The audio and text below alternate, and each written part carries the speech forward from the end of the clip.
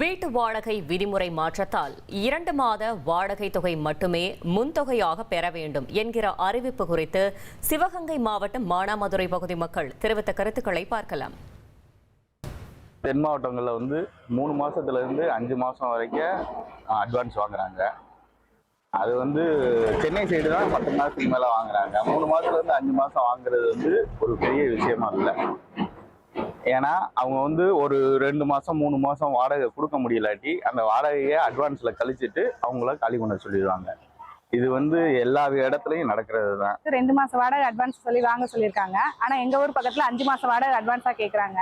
நான் ஒரு வீட்டுக்கு 2000க்கு நாங்க போனாலும் 5 மாசங்கும் போது 10,000 ரூபாய் வாடகை எங்களால அட்வான்ஸ் கொடுக்க முடியாது. இதை கொஞ்சம் பொதுமக்கள் கொஞ்சம் அனுசரிச்சு எங்களுக்கு செஞ்சா நல்லா இருக்கும்.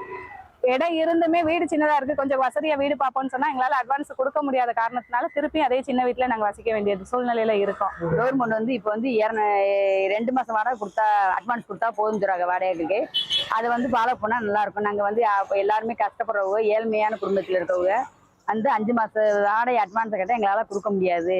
இது கவர்மெண்ட் இது நடத்துறது நல்லா ஃபாலோ பண்ணலாம் எல்லாரும். மத்திய அரசு புதிதாக கொண்டு வந்த புதிய வாடகை சட்டத்தின் கீழ் வீட்டின் அட்வான்ஸ் தொகையானது 2 மாத தொகைகளுக்கு மேல் இருக்கக்கூடாது என்பது குறித்து மானாமதுரை பொதுமக்கள் தெரிவித்த கருத்துக்களை பார்த்தோம்.